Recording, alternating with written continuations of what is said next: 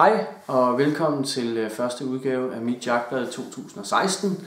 Vi går nu ind i det tredje år med gratis jagtblad, og vi har masser af projekter i støbeskeen. Jeg kan love jer for, at der bliver arbejdet hårdt på at øge kvaliteten endnu mere og gøre jagtbladet endnu mere levende og spændende.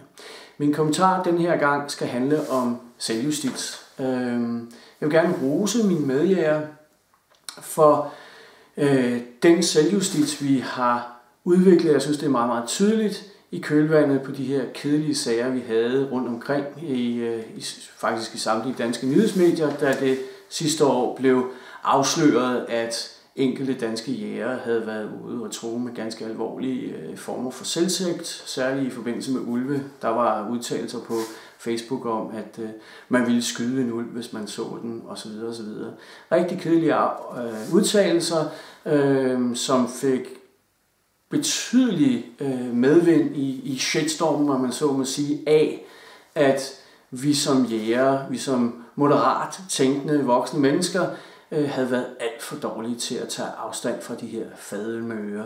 Og det er vi blevet utrolig meget bedre til, og det skal I have ros for, og vi skal fortsætte den stil, fordi det er et ordentligt debatklima, og saglighed skal altid være grundlaget for vores repræsentation af jagten, og det er vejen frem for jagtens fremtid. I samme forbindelse vil jeg så vende hele situationen 180 grader og kigge lidt på, hvad vores modstandere gør.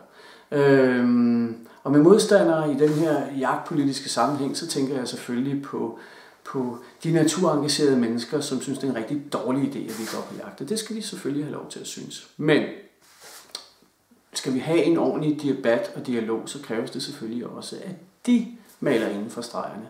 Og der synes jeg faktisk, at det begynder at knibe lidt på det seneste. Vi har netop set en sag herovre i Sverige, som er en kende mere ekstrem i sin debattone, end Danmark er.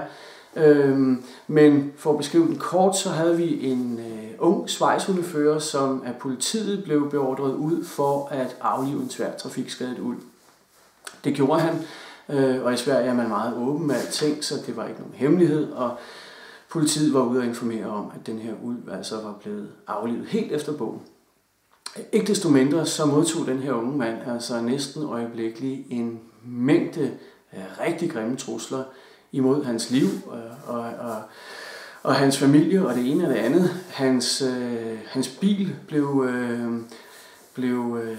udstyret med en bombetrussel under vinduesviskeren, som gjorde, at det svenske politi måtte ud og sikre bilen, og dagen efter blev den fuldstændig smadret med sten og baseballsbat, eller hvad de nu havde anvendt. Det blev faktisk så grelt, at det her unge menneske ikke turde sove i sit eget hjem i nogle dage. Og det, som var bemærkelsesværdigt for mig i den her forbindelse, det var ikke, at der er tosser, som kan finde på den slags, fordi idioter, de findes jo alle vejen. Det, som jeg synes var virkelig skræmmende, det var, at de svenske grønne organisationer, som jo et eller andet sted er på den samme side af naturdebatten som de her rabiate mennesker, de tog faktisk overhovedet ikke afstand fra det her. Der var ikke nogen kommentarer om, at den her form for opførsel var uacceptabel, og vi snakker jo altså om en frivillig schweizhundefører, som arbejdede for politiet. Ikke et kvæk lød der. Og jeg ser altså desværre den samme tendens i den danske debat, fordi af og til så støder vi på nogle udtalelser, som heldigvis bliver ved udtalelserne, men som er voldsomt rabiate. Udtalelser omkring jagt på mennesker og død over enkeltpersoner og deres familier og den slags totalt tossede udtalelser. Og igen, det er jo ikke det, at der er nogle tosser, der er parat til at skrive de her ting, som er tankevækkende. Men jeg synes, det er meget tankevækkende, at de grønt engagerede mennesker, den moderate del af dem som svarer til du og jeg på jægersiden, altså de her ornitologer og naturfredere, som aldrig kunne drømme om at skrive den slags plader, de mangler at komme lidt ind i kampen og tage afstand fra de her ting klart og tydeligt, for at vi kan få det her saglige, sobre debatklima, som vi alle sammen gerne vil have. Fordi hvis den her form for ekstremisme får lov til at stå uimodsagt, så er jeg bange for, at den, ligesom det er sket i alle vores nabolande, bekræfter de her ekstreme mennesker i, at de kan tage et skridt videre, og et skridt videre, og et skridt videre. Og til sidst ender det jo altså med, at nogen får smadret forruden på deres bil, eller modtager en konkret bombetrussel mod deres hjem, eller noget andet tosseri. Og det er gift for hele debatten, og det kan vi simpelthen ikke være bekendt. Så lad os nu alle sammen feje for vores egen dør og yde noget selvjustits i vores egen række. Vi skal tage afstand fra tosser og ekstremister og holde hele den her naturdebat på et sagligt plan. Det håber og tror jeg på, at vi alle sammen klarer i 2016. Godt nytår.